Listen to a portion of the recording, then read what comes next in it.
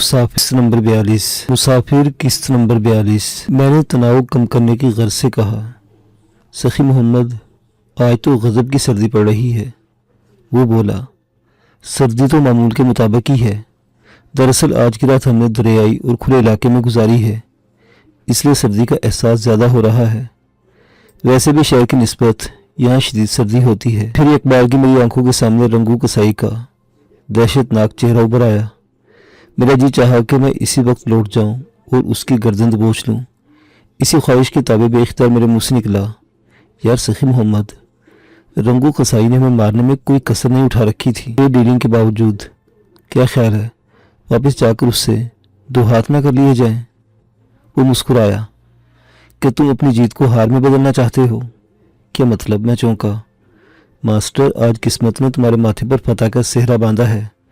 जहाँ तक मुझे मालूम है तुमने पहली कामयाबी हासिल की है। हमारे धंधे में जज्बात की कोई अहमियत नहीं होती। फर्ज किया हम वापस जाकर रंगू कसाई पर धावा बोल देते हैं और उस पर काबू पाने में नाकाम हो जाते हैं।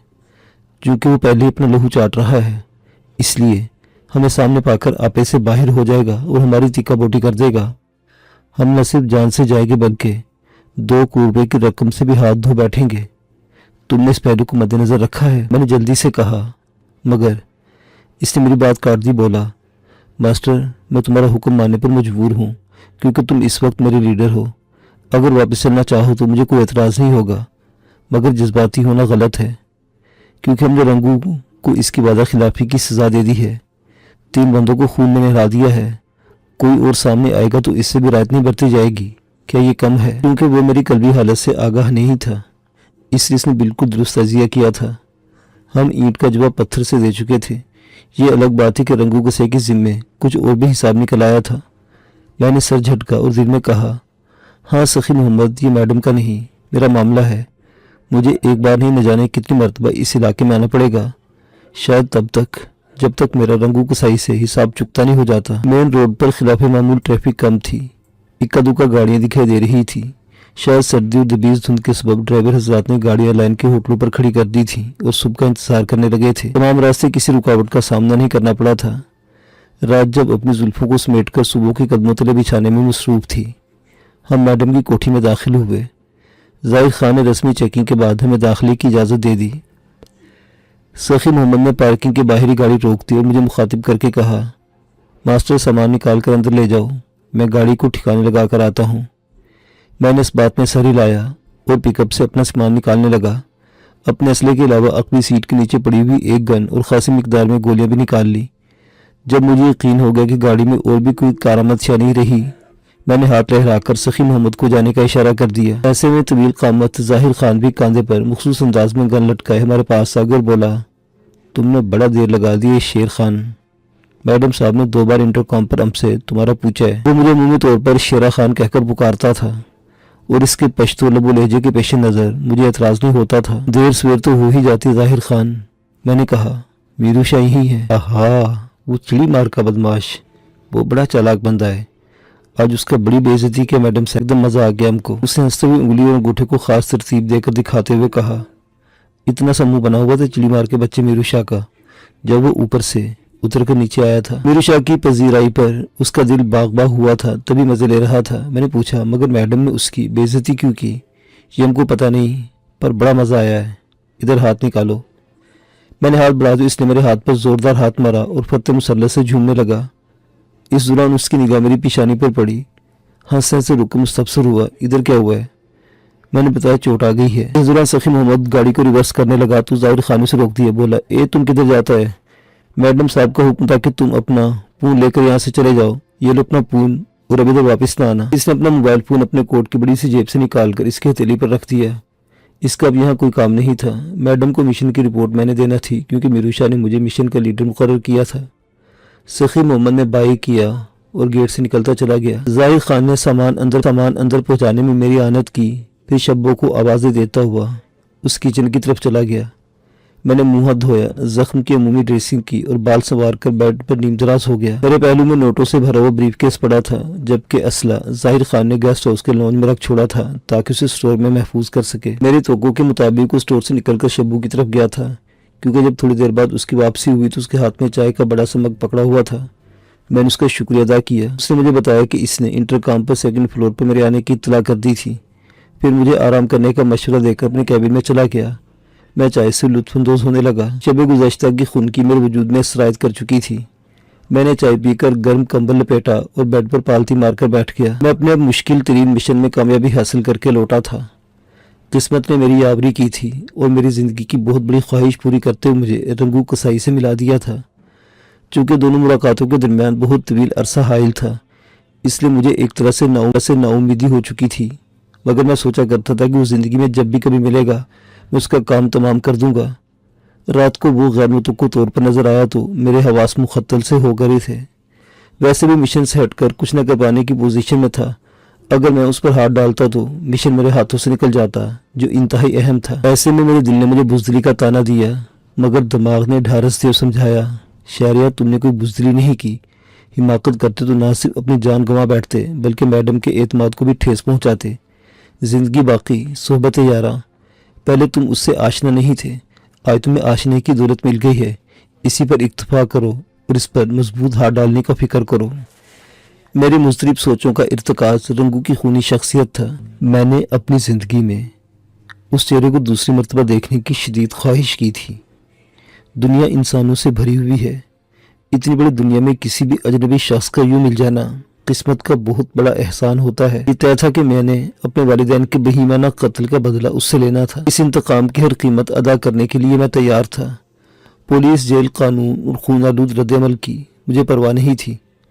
घड़ोले के सुराख से झांकने वाली मेरी बचपने की आंख में एक रंगू कसाई का चेहरा ही महफूज था, जिसे मैंने पहचानने में कोई गलती नहीं की थी। उसके साथियों के चेहरे दिखाई नहीं दिए थे क्योंकि वो ढाटों में लिपटे हुए थे। इस जालिम का चेहरा भी चल्लमों के लिए बहना हुआ था, जिसे मेरी आंखों ने हमेशा के लिए महफूज कर लिया था। महज उस कत्ल करने से मेरे सीने में भड़कती हुई आग बुझने वाली नहीं थी।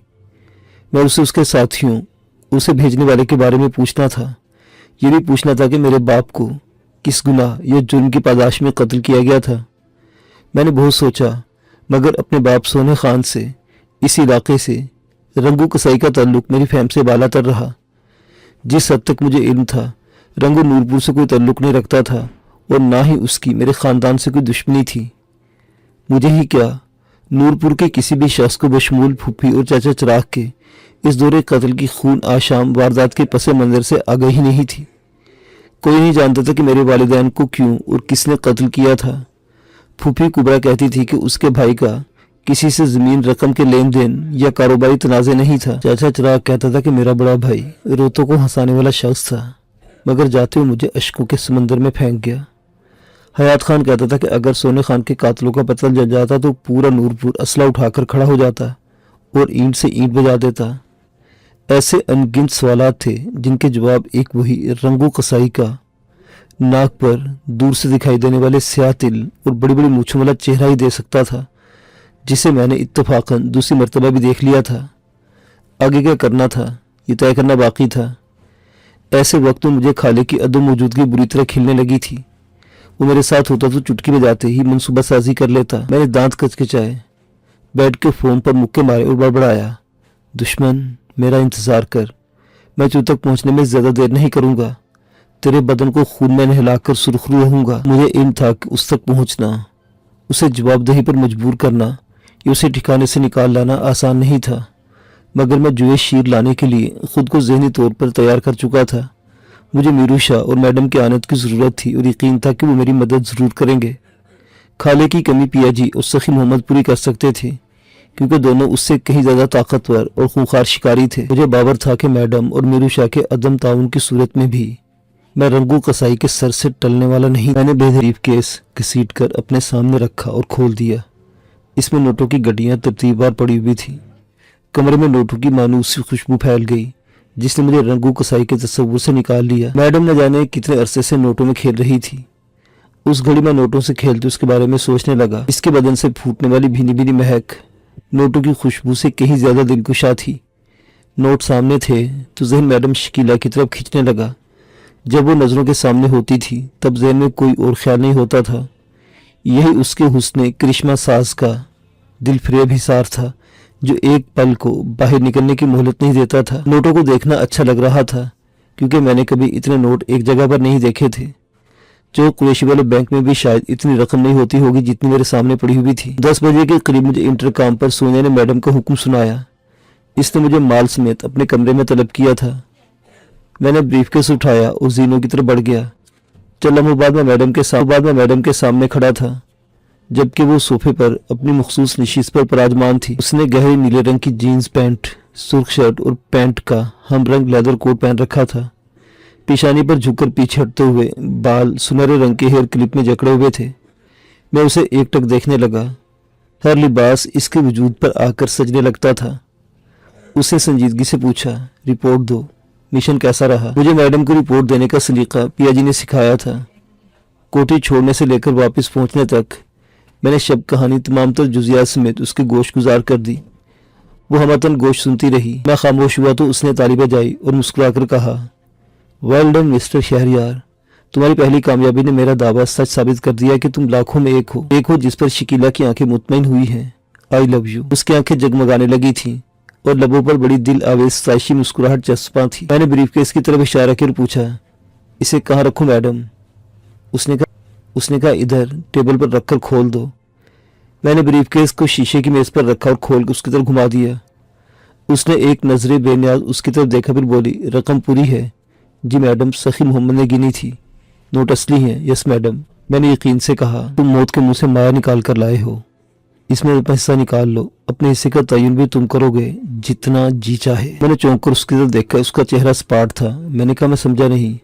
मैं कह रही हूँ कि तुम जितने चाहो पैकेट उठा लो, यही तुम्हारा इनाम है। मैंने एक नज़र मैडम को देखा, फिर नोटों पर निगाह दौड़ाई। मैं कितने नोट उठा सकता था? 2, 3, 5 पैकेट। इसने मुझे पूरा इख्तियार दिया था। मैंने कुछ देर सोचा, फिर ब्रीफकेस बंद कर दिया। वो तज्जुब से देखने लगी। मैंने कहा, मुझे इनाम चाहिए, खैरात नहीं। क्या मतलब? वो ठटकी। मैं तुम्हें इनाम दे रही हूँ, खैरात तो नहीं। कहा था कि जितनी रकम चाहो उठा लो। क्या मैं अपने हाथ से दूं? मैंने कहा, नहीं, मुझे रकम की ज़रूरत। इस चीज़ की ज़रूरत है तुम्हें? वो सीधी होकर बैठ गई। हैरत और नागवारी के मिलजुले तासुरात उसकी आंखों से मुतरश्शे होने लगे थे। मैंने सर झुका लिया। जो कहना चाहता था कहने की हिम्मत नहीं रखता था। फार्म हाउस पर होने वाली मुलाकात के बाद मेरे उसके दरमियान तकल्लुफात की फिजा में तब्दीली रूनमा हुई थी, मगर अभी तकल्लुफ बाकी था। इससे अपना सवाल दोहराया। जवाब न पाकर उठी और मेरे सामने आन खड़ी हुई बोली, क्या बात है? तुम्हारे दिल में ऐसा क्या है जिसको लबों पर लाते हुए घबराने लगे हो? मैंने नजर उठाकर उसकी आंखों में झांका। ऐसे में दिल की दुनिया ज़ेरो ज़बर हो गई। इसकी शख्सियत के मजबूत तासुर में रखना डालने की हिम्मत करते हुए मैंने बदिक्कत तमाम होंठों को मखसूस अंदाज में एक दूसरे से मस करते हुए मांग लिया, जो दिल मांग रहा है। इसकी आंखों में अजीब सी चमक पैदा हुई। वो लब थोड़ा सा खुल के बोली, बस। मेरे दिल की धड़कन गैर मुतदिल हो गई। वो चंद लम्हे एकटक मुझे देखती रही, फिर दिल आवेज अंदाज में मुस्कुराई। दोनों हाथों की उंगलियां एक दूजे में फंसाकर थोड़ी देर खोलकर लहराई। बोली, सच कहो कि दिल से इनाम मांग रहे हो? जी। मैंने कहा ना कि मुझे इनाम चाहिए। नोटों की जरूरत होती तो वापस ना आता। बेहतरीन जिंदगी गुजारने के लिए ब्रीफकेस काफ़ी होता, मैंने कहा। इसने अचानक दोनों बाहें खोलकर मेरी गर्दन में डाल दी और मेरे बदन में इनाम की तमाम तर हिद्दत उतार दी। मैं भुचक्का रह गया। मैंने उसके हाथ का बोसा चाहा था। इसने जवाब में मेरी अकीदत के नन्हे से चिराग को मोहब्बत का सूरज बना मेरी हंसी के आसमान पर सजा दिया था। और फिर शायद उसके पास बाकी कुछ नहीं रहा था, इसलिए चंद लम्हों में थक कर मेरे सीने से लग गई। वो एकदम साकित और बेहिस होकर मुझसे लिपटी खड़ी थी, जबकि इसकी धड़कन मुझे अपनी रूह में उतरती महसूस होने लगी थी। ऐसे में इसकी मध्यम आवाज़ सुनाई दी, कम ऑन, मुझे बाहों में ले लो ना। मैं वहाँ था और मेरा वजूद किसी और दुनिया में पहुँच चुका था, या शायद इसके बरक्स था। मैंने उसके वजूद को अपनी ज़ात के हिसार में लिया तो मेरा पूरा जिस्म लरजने लगा था। उस घड़ी मैंने इंजाम से बेखतर होकर कह दिया, मैडम, मुझे आपकी मोहब्बत चाहिए। मैं जानता हूँ कि मुझ में और आप में ज़मीनों आसमान का फ़र्क हाइल है, मगर मेरे सीने में भी जीता जागता एक दिल है, वैसा ही जैसा आपके पास है। मैं आपको देखते रहना चाहता हूँ। वो बोली, कुछ ना बोलो, तुम जो कुछ कह नहीं सकते मैं वो कुछ सुन रही हूँ। इसके बालों का मुलायम लम्स मेरे लबों को ताबे जिंदगी, जिंदा महक, जहन को एहसास से फरहत और चमक, आंखों को दावत नज़ारा दे रही थी। अपना चेहरा मेरे शाने से रगड़ते हुए लंबी लंबी सांसें ले रही थी। इसका बोलता हुआ गैर मुतहर्रिक बदन मुझे बेजान की दे रहा था। वो अचानक सर उठाकर मेरी आंखों में झांकते हुए बोली, कहा था ना कि तुम दूसरों से मुख्तलिफ हो ना। मैंने कोई जवाब नहीं दिया। वो बोली, थोड़ा कस दो मुझे, थोड़ा सा। मैंने उसे थोड़ा सा भींचा। वो बोली, थोड़ा और। मैंने फरमाइश पूरी की। मैं शायद अपने हवास में नहीं था। मैंने बेध्यानी में इसके बदन को कुछ ज़्यादा ही भींच लिया। वो अजीब थी। वो बिजली की तरह मुझ पर कड़की तो आने वाहिद में मेरे ओसान खता कर गई। अब गुलाब के गुदास में सरायत के जज्बात के आसमान पर जलवा अफरोज हुई तो सांसों पर से इख्तियार छीनने लगी थी। मैंने उसको बांकों से हिलाया तो वो तजुब से बोली, ये क्या कर रहे हो? यकीन नहीं आता कि यही वो बाजू है जिन्होंने मुझे पछाड़ कर रख दिया था। वही है ना? इसने एड़ियाँ उठाई, मेरे लबों पर एक बारगी जाम लगाया, फिर तड़प कर अलहदा हो गई। वो लहरा कर मेरी तरफ आई थी, बल खाकर दूर हो गई, सोफे के पास जाकर ठहर गई। इसकी हर अदा यकता थी। मैं सनसनाते वजूद को संभाले हुए उसे पूरे शौक से देखने लगा। वो चंद लम्हों तक मेरी तरफ पुश किए खड़ी रही, फिर पलटकर शरारत आमेज लहजे में बोली, हर मर्तबा ऐसा ही ना मांगोगे तो पेट की आग कैसे बुझाओगे? मैंने कहा, पैसा कमाने से मिल जाता है, मोहब्बत नहीं। पैसा मोहब्बत को खरीद लेता है। वो बैठते हुए बोली, शहरियार देखो, हमारे बिजनेस की बुनियाद एन साइंसी खतूत पर उस्तवार है। यहाँ जज्बात की आंख से नहीं देखा जाता, यहाँ दिल की नहीं दिमाग की बात सुनी जाती है। इसने अचानक अपना अंदाज बदल लिया था। जैसे चल में कब्ल दिखाई दे रही थी वैसी नहीं रही थी। बोली, मुझे खुशी हुई कि तुम में एतमाद पैदा हो गया है। ये भी मेरे लिए मुसर्रत की बात है कि पैसा तुम्हारी कमज़ोरी नहीं, मगर एक बार दिमाग में नक्श कर लो, होंठों का लम्स जिंदगी भर का साथी नहीं हो सकता। ये ऐसा नामुकम्मल कैफ है जिसकी उम्र महज एक लम्हा होती है और बदन के लम्स की उम्र फ़कत चंद लम्हात। मैं खूबसूरत हूँ, जवान हूँ और तुम्हें करीब आने का मौका देती हूँ। ये कोई बड़ी बात नहीं है। अगर तुम चाहो तो मैं सोनिया, ज़मीना या अपनी किसी भी लड़की को तुम्हारे पास भेज देती हूँ, रात भर या हमेशा के लिए। वो पहलू से लगकर पहलू के अंदर कसक बनकर चुभी हुई शकीला या गजाला ये इनकी याद तक को नोच फेंकेगी। अगर ज़िंदगी में कामयाब होना चाहते हो तो ज़िंदगी भर औरत को अपने हवास पर सवार न होने देना। जवानी शराब है, इसे देखो, मगर ऐसे जैसे मैं तुम्हें करीब लाती हूँ, दूर कर देती हूँ, मगर एक हद से आगे नहीं जाने देती। मैं इसकी बातों को गौर सुन रहा था। इसका चेहरा इसके बयान का साथ नहीं दे रहा था। तमतमाते हुए गाल, आंखों की शिकस्त खूर्दगी और होंठों पर रक्स करती गैर मामूली चमक इसके अंदरूनी इंतशार और जज्बाती बहकाव को जाहिर कर रही थी। मैंने कहा, मैडम, मैं आपके बारे में कोई गलत राय कायम नहीं कर सकता, मगर आप जो कह रही हैं ये सब प्रोफेशनलिज्म है। मैं जो कुछ कर रहा हूँ उसका ताल्लुक दिल से है और दिल झूठ नहीं बोलता। एक जरा मुस्कुराई, फिर कंधे अचकाकर बोली, अभी तुमने जिंदगी के हकीकी रंगों को नहीं देखा, थोड़े अरसे में देख लोगे। इसने इंटरकॉम पर सोने को तलब किया। मैं घबरा गया। खदशा जागे कुछ देर पहले उसने जो दावा किया था कि उसे आजमाने पर कमर बस्ता ना हो गई हो, इन्हें जल्दी क्यों बुला रही है? इसने मेरी घबराहट से लुत्फानंदोज होते हुए कहा, फिक्र ना करो, तुम्हें इम्तिहान में नहीं डालूंगी। सोने के दस्तक देने तक हम दोनों खामोशी से एक दूसरे को देखते रहे। सोने की मध्यम सी आवाज़ सुनाई दी, आई कम इन मैडम?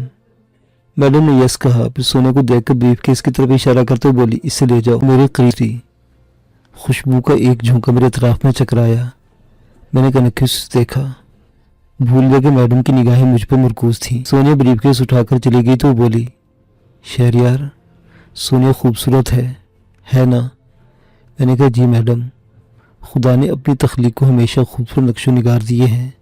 वो मुस्कुराई, फिर एकदम संजीदा होकर बोली, तुम्हें और कुछ कहना है? मैं चौंका, फिर सोचकर बोला, मैडम, मुझे एक बात कहनी थी। कहो। मैंने आपको अपने वालिदैन के बारे में बताया था कि इन्हें किसी जुर्म के बगैर किसी जालिम दरिंदे ने मौत के घाट उतार दिया था, याद है ना? मैंने कहा, किस्मत ने मुझे रात को उसकी शक्ल दूसरी मर्तबा दिखा दी है।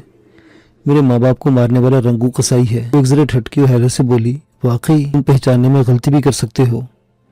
मैंने सख्ती से तरदीद की, नहीं मैडम, मैंने इस जालिम शख्स की सूरत को आज तक जहन से महव नहीं होने दिया। यूँ समझ लें कि रंगू कसाई की शक्ल मेरे जहन के पर्दों पर नक्श होकर रह गई है। मेरी आंखें धोखा नहीं खा सकती। इसके होंठ सीटी बजाने के से अंदाज में सुकड़ गए, फिर सर हिलाते हुए बोली, मुझे तुम्हारी सुनाई हुई कहानी तो याद है, मगर एक मर्तबा दोहरा दो। मेरे पास बताने के लिए महज वही मंजर था जो मैंने मिट्टी के भोले के अंदर खड़े होकर देखा था। वो खौफनाक मंजर मुझे लहजा बलहजा याद था।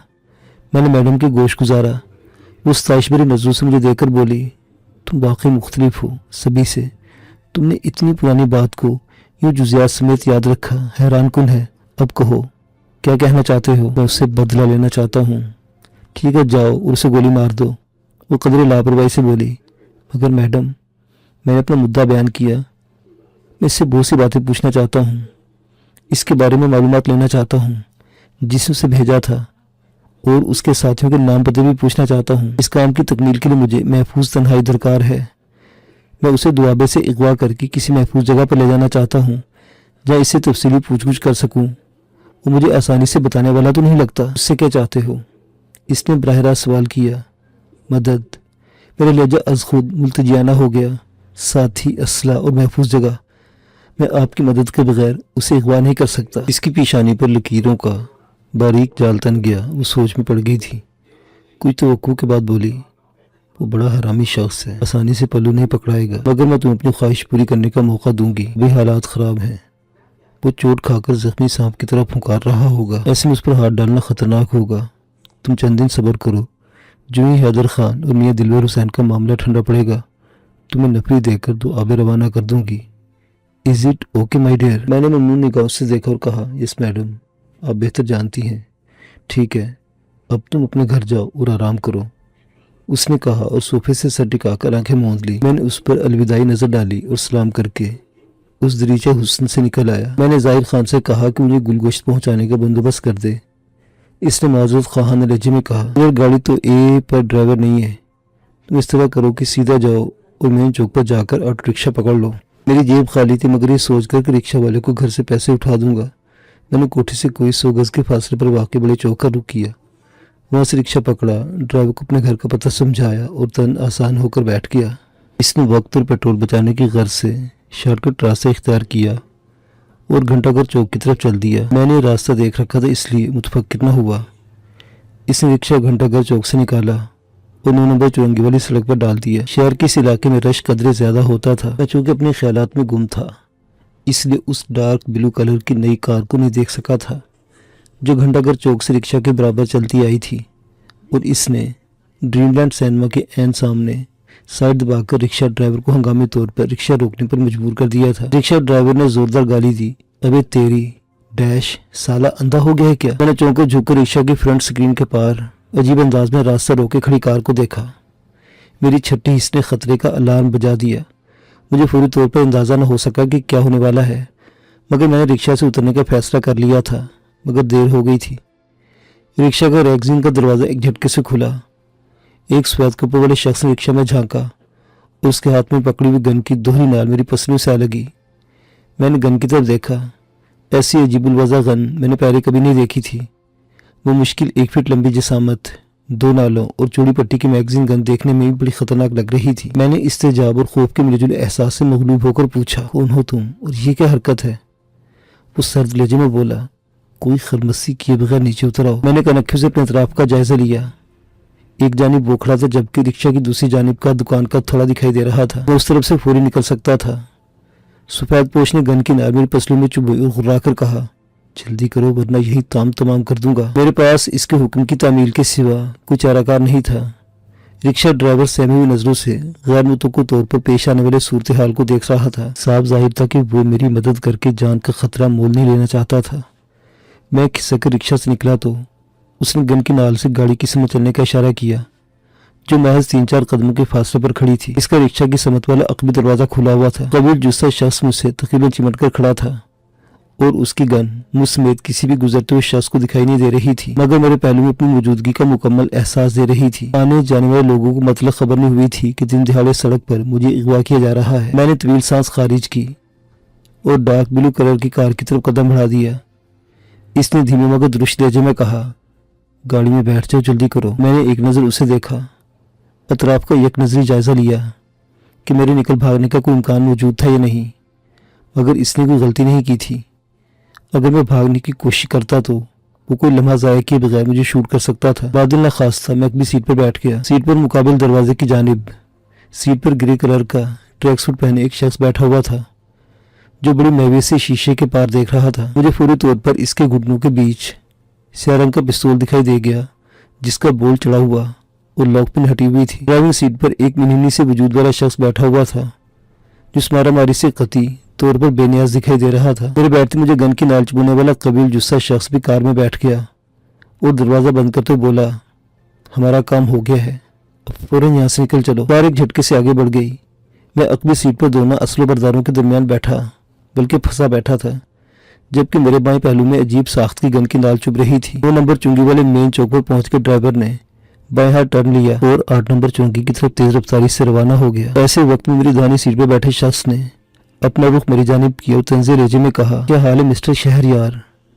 उम्मीद है तुम्हें ये प्रोटोकॉल पसंद आया होगा। ये आवाज़ मेरे लिए अजनबी नहीं थी। मैंने चौंक कर इसे देखा। एक बारगी में झटका सा लगा और मेरे बदन का खून मेरी आंखों में सिमट आया। क्यों कि अपनी बहन के यार को पहचानना मुश्किल हो गया है साले। मेरे कानों में इसकी जहरीली आवाज़ पड़ी। यूं लगा जैसे इसने पिघला हुआ शीशा मेरे कानों में उंडेल दिया हो। इसे पहचानने में मुझे कोई दिक्कत नहीं हो सकती थी। खाले के हाथों हादसाती तौर पर कत्ल होने वाले महबूबुल हसन उर्फ मोबी का जिगरी यार और दस्ते रास्त जोरावर था। पहली मरतबा वो झील के गेट में मुझसे टकराया था जब मैं और खाला खानजादी अस्मा से मिलने के लिए मुल्तान आए थे। मैंने उसकी खासी ठुकाई की थी। दूसरी मरतबा मुझसे इब्तदाई शब के अंधेरे में डेरा अड्डा की मार्केट के बाहर मिला था। इसके साथ ड्राइवर एक जर्सी वाला शख्स भी था। दोनों मुझे अगवा करना चाहते थे, मगर मैं इन्हें जख्मी करने के बाद फरार होने में कामयाब हो गया था। तीसरी मरतबे से मेरी मुलाकात थानेदार अजहर के दफ्तरी अदालत में हुई थी, जहाँ से मुझे मैडम शकीला और मीरू शाह ने रिहाई दिलवाई थी। इसने मीरू शाह की मौजूदगी में यखनी फरोश के करीब गाड़ी रोककर धमकी दी थी कि वो मुझे देख लेगा। आज इसने अपनी धमकी पर अमल कर लिया था। वो कीना तो उस निगाहों से मुझे घूर रहा था।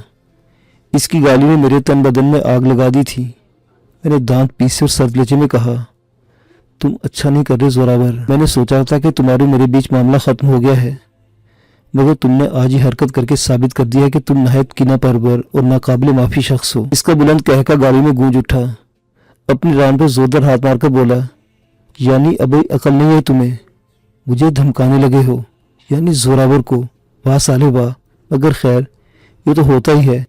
मौत सामने आती तो बड़े बड़ों के हवास ठिकाने नहीं रहते और ऊल फूल बकने लगते हैं। मैं तुम्हारी जहनी कैफियत को समझ रहा हूँ। ओफर पर मरहला इब्तदाई बीत गया था और मैं इसकी तहवील से निकलने के लिए मौका के इंतजार में जहन दौड़ाने लगा था। ऐसा भी नहीं था कि मैं कतन खूबसदा नहीं था, क्योंकि जोरा के बाजुओं का जोर मैंने देख रखा था। इसकी मुंतकिम मिजाजी को भी आजमा चुका था। इसने मोबी के कत्ल को अभी तक भुलाया नहीं था। वो खतरनाक शख्स था और मेरा जल्द अज जल्द इससे छुटकारा पाना जरूरी था। मैंने खुद पर काबू पाते बेखौफी से पूछा, तुम मुझसे क्या चाहते हो? 2-3 मरतबा दांतों पर दांत मारकर टक-टक की आवाज़ पैदा करने के बाद गुनगुनाया, तुझे कत्ल किया जाए या कि माफ़ किया जाए? तू ही बोल, तेरे साथ क्या सलूक किया जाए? तुझे कत्ल किया जाए। इसकी तज़हीक अमेज़ गुनगुनाहट और फ़ाखराना मुस्कुराहट पर मेरा खून खोल उठा। जी चाहा कि ज़ोरदार मुक्का मारकर उस वाहियात का मुंह तोड़ दूं, मगर बदिक्कत तमाम खुद को संभाला और कहा, मेरे सवाल का जवाब दो, खान साहब बनने की कोशिश न करो। इसने ठटक कर मुझे देखा। मेरा जुमला उसे बुरा लगा था। मुस्कुराहट गायब हो गई और आंखों से खुशूनत टपकने लगी। बोला, भूतनी के ऐसी जल्दी भी क्या है, आराम से बैठकर बात करेंगे। थोड़े से तवक्कुफ के बाद फिर जहरीली मुस्कुराहट के जल्लू में बोला, नहीं यार, डरना नहीं, ज़्यादा फिक्रमंद नहीं होना। मैं तुझे कत्ल नहीं करूँगा। भला कोई अपने मेहमान से ऐसा सलूक भी करता है? यार बस थोड़ा सा बोझ मिला करेंगे, गुजरा यमाना बचपन का याद करेंगे, फिर तुम जहाँ कहोगे वहाँ पहुँचा देंगे। बस मैं समझ गया कि वो मुझे किसी महफूज जगह पर ले जाकर तशद्दुद का निशाना बनाने का इरादा रखता था। वह हकायतें दीगर, वो इन चोटों का हिसाब लेना चाहता था जो उसे मेरे हाथों पहुँची थी। अपने यार के कातिल तक पहुँचने के लिए बेचैन था और अपनी बेचैनी को दूर करने के लिए खाले का पता ठिकाना मालूम करना चाहता था। मैंने कनक्की से अपने बाएं हाथ बैठे शख्स को देखा। वो पूरी तरह चौकस था। ऐसे वक्त में मेरे मोबाइल फ़ोन का बजर बजा।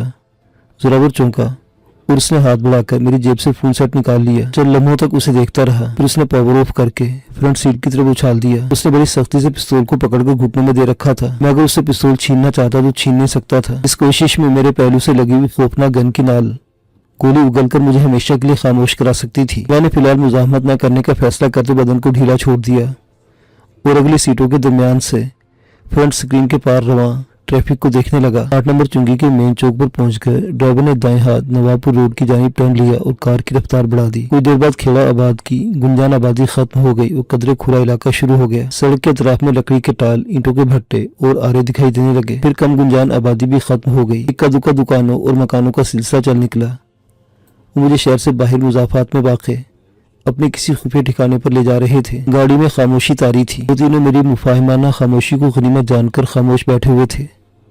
कोई 5-7 किलोमीटर का फासला तय करने के बाद ड्राइवर ने बाएं हाथ निकलकर लिंक रोड पकड़ ली। मील भर का फासला तय करने के बाद इसने ये पक्की सड़क भी छोड़ दी और 2 भट्टों के दरमियान वाक़े कच्चे और जिगजैग रास्ते पर कार डाल दी। रास्ता मिट्टी और धूल से अटा हुआ था। मैंने गर्दन मोड़कर विंड स्क्रीन के पार देखने की कोशिश की तो उड़ती हुई धूल के दबीज बादल के सिवा कुछ नजर न आया। मैंने जोरावर को देखा जो बेफिक्री से सिगरेट के लंबे लंबे कश ले रहा था। इस वक्त वो हुलियर चेहरे के तासुरात से एक्शन फिल्मों का विलन मालूम होता था। अगर वो अपनी नोक पलक सवारता और हुलिया दुरुस्त रखता तो हैंडसम करार दिया जा सकता था। मेरा ज़हन बड़ी बरकरफ्तारी से काम कर रहा था और दरपेश आने वाले नामसाइद हालात से नबर्द आजमाई का लाहे अमल तैयार करने में मसरूफ था। साफ जाहिर था कि जोरावर खतरनाक इरादे रखता था। अगर उसे मामूली पूछ-गुछ और मारपीट का शौक चुराता तो वो मुझे शहर से दूर इस वीराने में ना लाता, बल्कि वही 2-4 हाथ रसीद करके छोड़ देता।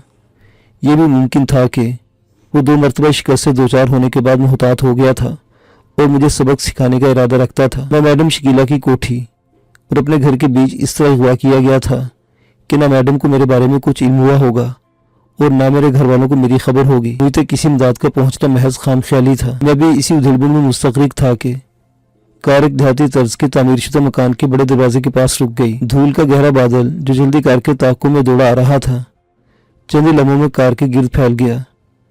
वसत कोशिश भी आसपास की कोई चीज दिखाई न दी। जब धूल हवा में तहलील हुई जमीन पर गिर गई तब जोरावर ने अपने साथी को नीचे उतरने का हुक्म दिया और कहा, सफी इस उल्लू के पट्टे का ध्यान रखना, मामूली सी हरकत भी करे तो बेदरे गोली मार देना। मुझे गन पॉइंट पर रखने वाले का नाम गालिबन सफदर था, जिसे मुख्तसर करके यह बिगाड़ कर सफी कर दिया गया था। जोरावर के उतरने के बाद उसने मुझे इसी दरवाजे से उतरने का हुक्म दिया। जोरावर चंद कदमों के फासले पर मुझ पर पिस्तौल ताने खड़ा था।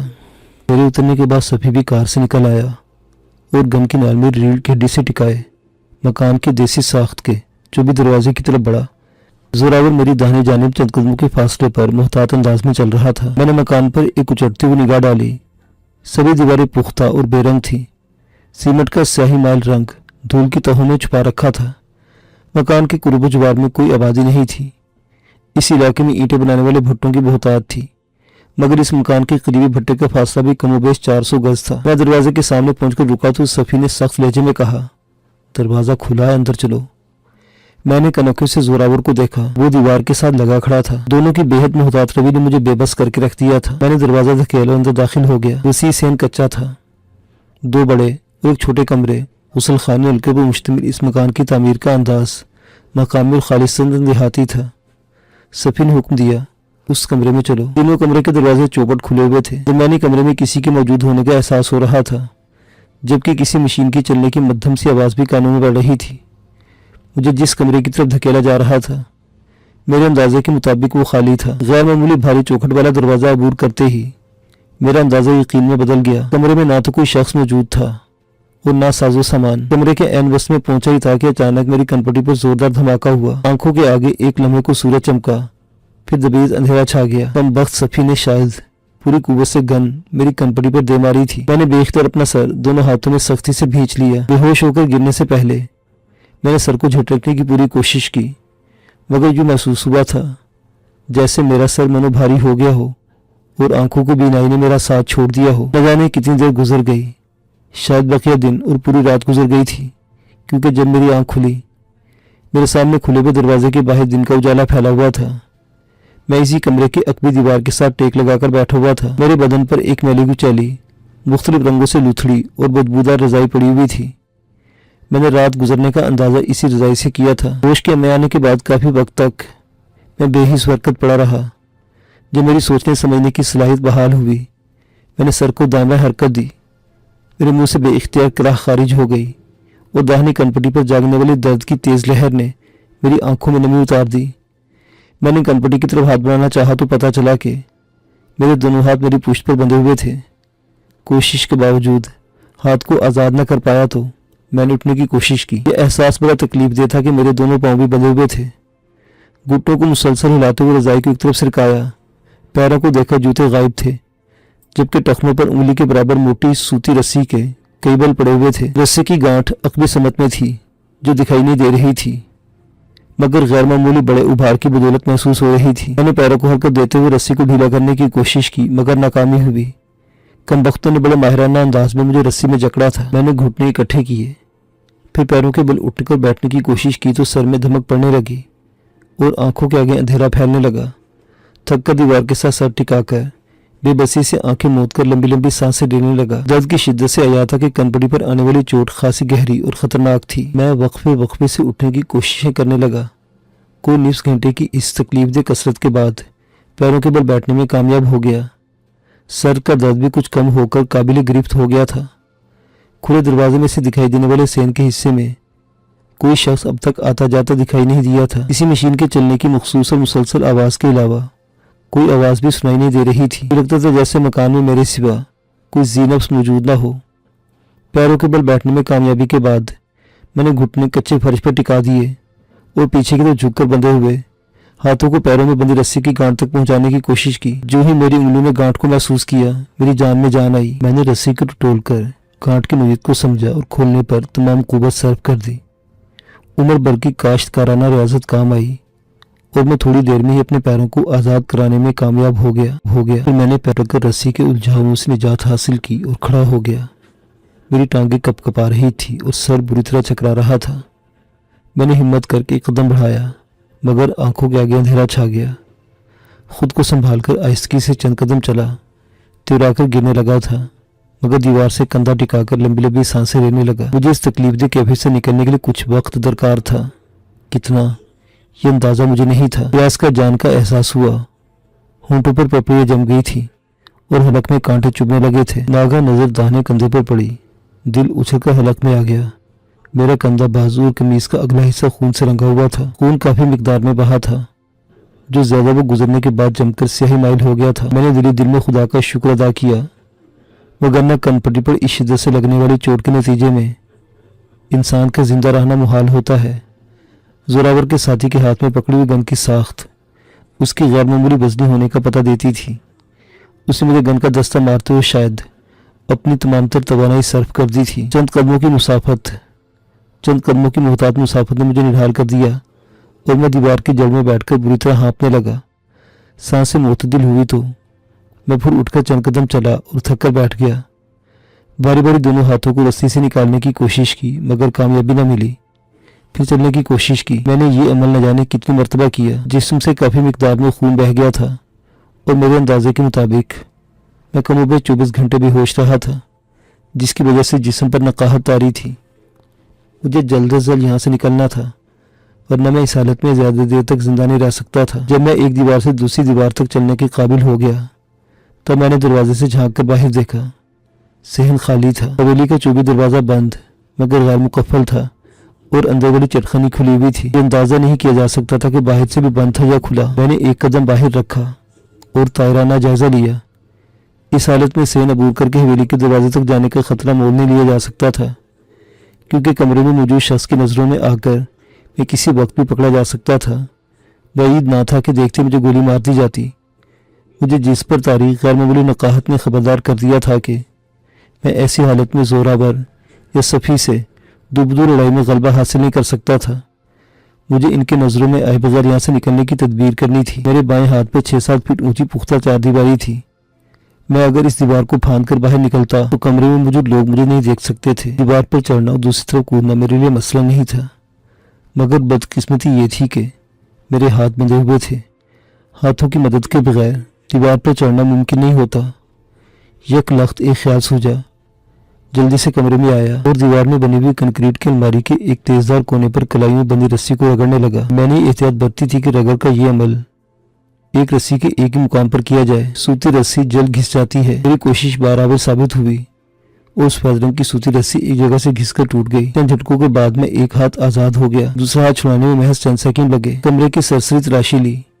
मुझे ना तो अपने जूते मिले और ना ही मोबाइल फोन। मैंने दोनों बाहें फैलाई, हाथों को झटक कर दौरान खून बहाल किया اور بغیر کوئی وقت ضائع کیے دروازے سے نکل کر دبے قدموں چلتا حویلی کی چار دیواری تک پہنچ گیا۔ سر میں بدستور درد ہو رہا تھا اور مسلسل باور کرا رہا تھا کہ میں نارمل نہیں ہوں، کسی بھی وقت گر سکتا ہوں۔ یہ میری قوت ارادی کا امتحان تھا اور زندگی کی خواہش قوت ارادی کے حلق میں طاقت بخش سیرپ ٹپکا رہی تھی۔ زوراور مجھے بے ہوشی کی حالت میں باندھ کر کچھ زیادہ ہی لاپرواہ ہو گیا تھا، اس لیے اس نے نہ تو کمرے کا دروازہ باہر سے بند کیا تھا اور نہ ہی کسی کو مجھ پر پہرے دار مقرر کیا تھا۔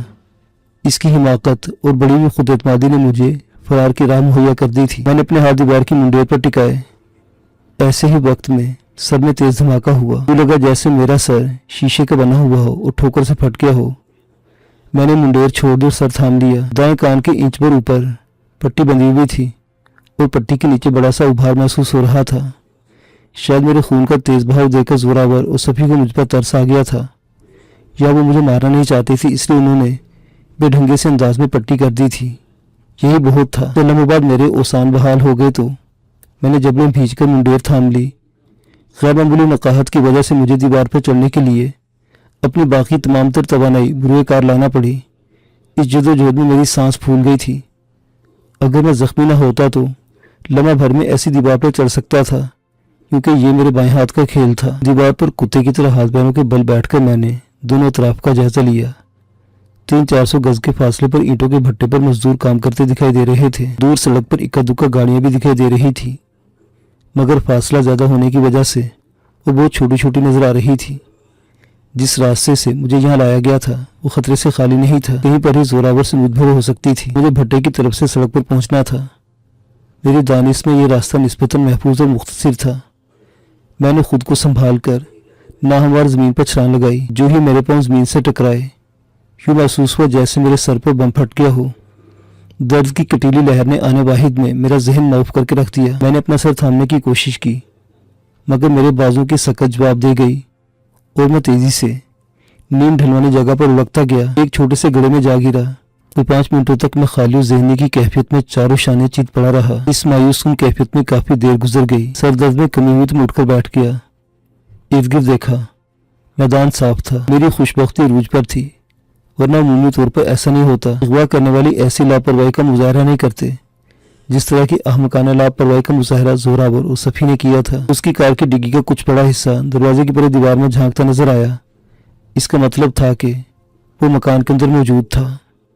یہ بھی ممکن تھا انہیں ڈرائیور شہر میں یا کسی اور جگہ پر چھوڑ کر واپس آ گیا ہو۔ میں شکار پر نکلنے والی بلی کی طرح آہٹ پیدا کیے بغیر دیوار کے ساتھ ساتھ چلتا ہوا مکان کے پچھواڑے کی طرف آیا۔ ایک چھوٹی سی پگڈنڈی اینٹوں کے لیے بنائے گئے بڑے چھوٹے گڑھوں کے بیچ بھٹے تک جاتی دکھائی دی۔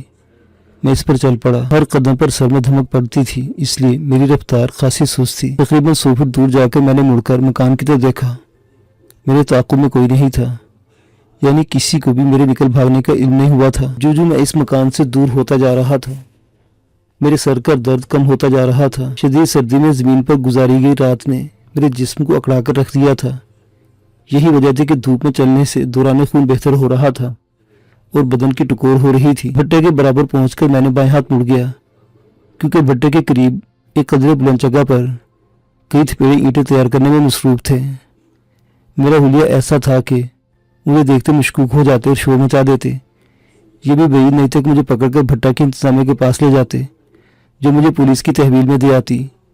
میں ایک مصیبت سے نکل کر دوسری میں پھنسنا نہیں چاہتا تھا، اس لیے میں نے ایک لمبا چکر کاٹا اور 150 فٹ لمبے اور 5 فٹ کے لگ بھگ گہرے گڑھے میں سے گزر کر سڑک کی طرف بڑھا۔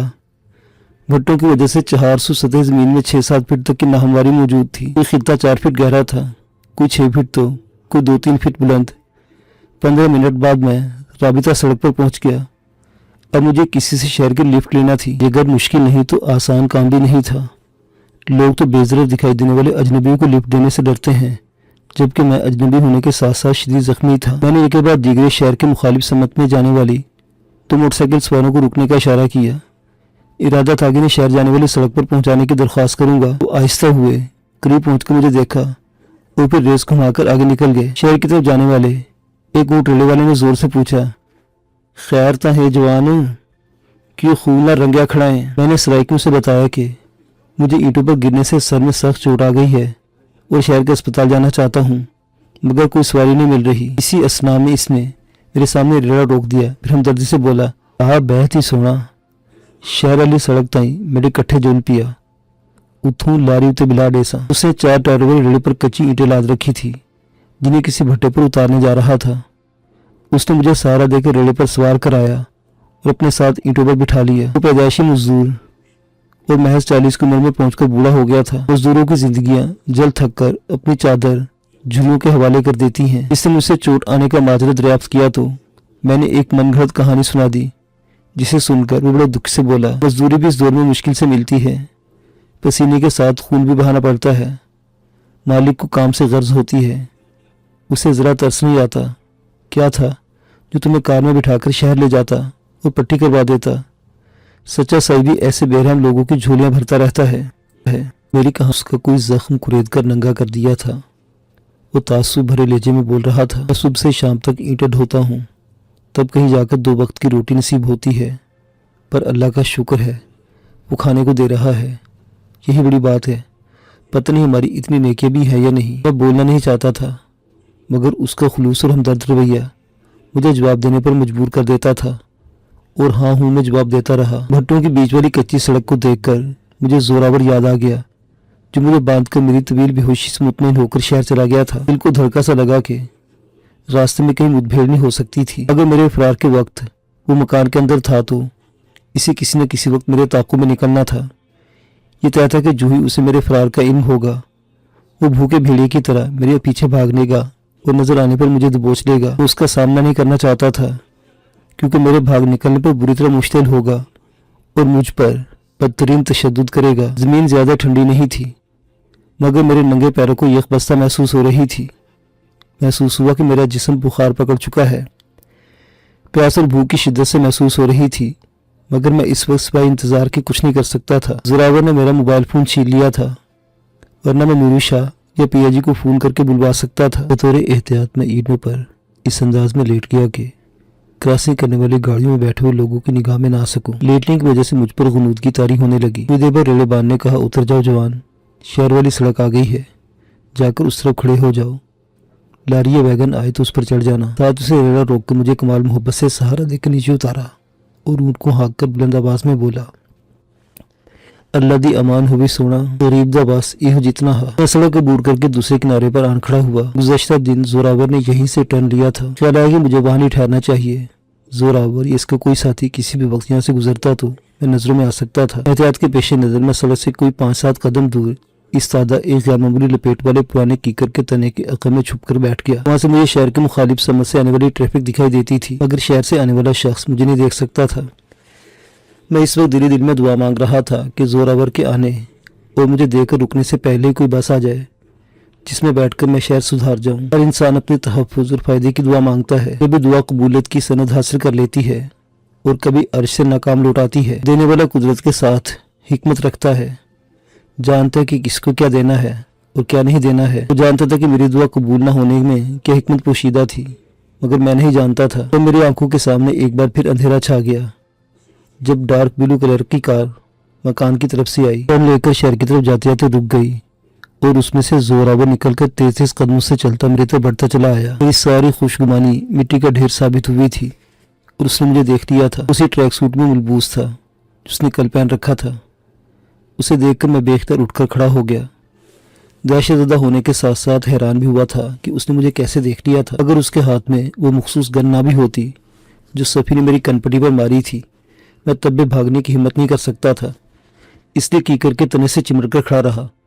वो बेखौफी से मेरे बिल्कुल करीब आ गया और खिलाफे तो मुस्कुराकर बोला, शुक्र हुआ कि तुम मुझे उस खला में नजर आ गए, वरना मुझे तुम्हारी तलाश में सारा शहर खंगालना पड़ता। उसने सड़क की जानिब एक हाथ का इशारा किया। मैंने देखा कि मकान की तरफ से आने वाली सड़क और बड़ी सड़क के किनारे उगी हुई बेतरतीब झाड़ियों में कुदरती तौर पर एक खला बना हुआ था, जिसके सबब लिंक रोड पर आने वाले शख्स की निगाह चंद सानी को कीकर के तने पर पड़ती थी।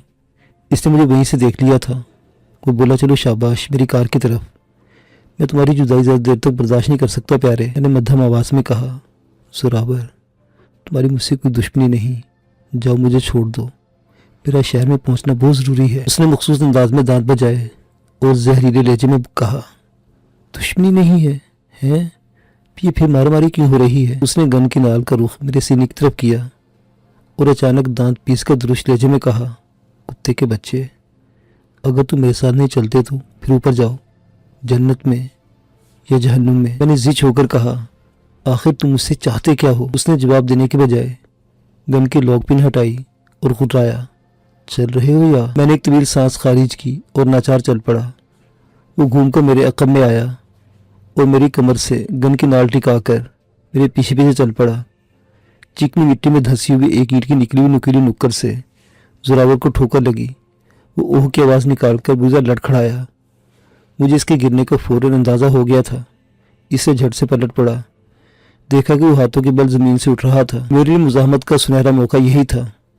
میں نے کوئی لمحہ ضائع کے بغیر پوری قوت سے اس کے منہ پر لات دے ماری۔ میرے برہنہ پاؤں کا بالائی حصہ اس کی تھوڑی پر لگا۔ وہ فٹ پر اونچا اچھلا اور پہلو کے بل ڈھلوان پر گرا اور لڑک گیا۔ چوٹ تو مجھے بھی آئی تھی اور یوں لگا تھا جیسے پورے بدن میں برق کی رو دوڑ گئی ہو، مگر قابل برداشت تھی۔ میں نے سورج سے اٹھنے کی کوشش میں مگن زوراور پر چھلانگ لگا دی۔ میرے دونوں گھٹنے اس کی کمر پر لگے۔ وہ کرا کر پیٹ کے بل دوبارہ زمین پر گر گیا۔ کیکر کے کانٹوں کی ایک سرخی شاخ زمین پر پڑی ہوئی تھی، جس کے نکیلے کانٹے اس کے پیٹ اور چھاتی میں چبھ گئے۔ وہ دھاڑا اور پہلو کے بل کروٹ لے کر اپنی گن سنبھالنے لگا۔ وہ میرا نشانہ لینا چاہتا تھا، مگر مجھ پر دیوانگی طاری تھی۔ میں نے بیٹھے بیٹھے دونوں ٹانگیں ہوا میں بلند کی اور اس کی ٹانگوں کے بیچ دونوں ایڑیاں دے ماری۔ وہ بل بلا کر اٹھ بیٹھا اور کراہنے لگا۔ میں نے اس کے لمحاتی غفلت سے فائدہ اٹھایا اور گن پر ہاتھ ڈال دیا۔ مجھے کار میں ڈرائیونگ سیٹ پہ بیٹھے صفی کی طرف سے خطرہ لاحق تھا، جو ابھی تک میدان میں نہیں اترا تھا، مگر وہ کسی بھی وقت میرے عقب میں آ کر مجھے بے بس کر سکتا تھا۔ زوراور نے جھٹکا دے کر گن چھڑانا چاہی، مگر کامیاب نہیں ہوا۔ میں نے دوسرا ہاتھ کا مکہ اس کی چھاتی پر مارا اور اسی لمحے گن کو جھٹکنے سے اپنی طرف کھینچا۔ وہ غافل نہیں تھا، اس لیے گن اس کی گرفت سے نکل نہ پائی۔ میں نے جھنجھلا کر اس پر دیوانہ وار چڑھائی کرتے ہوئے مکوں سے اندھا دھند یلغار کر دی۔ قریب تھا کہ مجھ سے گن چھیننے میں کامیاب ہو جاتا، مگر اس کا ہوا میں لہراتا ہاتھ اچانک میری کنپٹی کے عین زخم پر آن لگا۔ یہ میری بدقسمتی تھی، وگرنہ میں اسے مدافعانہ رویہ اختیار کرنے میں کامیاب ہو چکا تھا۔ جو ہی اس کا ہاتھ میرے زخم پر پڑا، درد کی کٹیلی لہر میرے رگوں پہ میں پھیل گئی۔ لمحہ بھر میں میرا وجود بے جان ہو گیا اور میں کولوں کے بل زمین پر گر گیا۔ زوراور کے ہاتھوں سے پھسلتی ہوئی گن پر میری گرفت ختم ہو گئی اور میں بری طرح تڑپنے لگا۔ زوراور کو سنبھلنے کی ہمت کافی تھی۔ اس نے میرے رانوں اور پسلیوں میں گن کے بٹ کی کئی ٹھوکریں ماری، جن کی تکلیف سر کے زخم کی دکھن میں دب کر رہ گئی۔ اشتعال کم ہوا تو اس نے کپڑے جھاڑتے ہوئے مجھے گریبان سے پکڑ کر گاڑی کی طرف گھسیٹنا شروع کر دیا۔ میں بلند آواز میں کرا رہا تھا اور اس سے اپنا گریبان چھڑانے کی بے جان کوشش کر رہا تھا۔ میری بدقسمتی تھی کہ اس دوران وہاں سے کسی کا گزر نہیں ہوا تھا۔ یہ میری خام خیالی تھی کہ ادھر آن نکلنے والا میری مدد کرے گا، وگرنہ لوگ پرائے پھڈے میں ٹانگ نہیں اڑایا کرتے، بلکہ آنکھیں پھیر کر بھاگ جاتے ہیں۔ زوراور مجھے گھسیٹتا سڑک تک لایا۔ اس دوران کار ریورس ہو کر موڑ کے سامنے آن رکی تھی۔ جو ہی عقبی دروازہ کھول کر زوراور نے مجھے گاڑی میں ٹھونسا، صفی نے استہزائیہ کہہ اچھال کر بولا، بڑے ڈھیٹ انسان ہو، میں نے تو سمجھا تھا کہ 10-15 دنوں تک حرکت کے قابل نہیں رہو گے، مگر تم نے مکان سے بھاگ کر کمال کر دکھایا۔ چلو زوراور، چلو دیر ہو رہی ہے۔ زوراور نے پھولی ہوئی سانسوں کے درمیان کہا۔ میری آنکھوں کے سامنے بڑے بڑے دائرے بن رہے تھے اور سیمنٹ کے نقطے کی شکل اختیار کر کے غائب ہو رہے تھے۔ درد کم ہو گیا تو پسنے دکھنے لگی۔ میں نے دانت بھینچ لیے، گاڑی چل پڑی۔ میں نے زوراور کی طرف دیکھا، وہ بظاہر لاپرواہ دکھائی دے رہا تھا، مگر میں جانتا تھا کہ میری طرف سے لمحہ بھر کے لیے بھی غافل نہیں تھا۔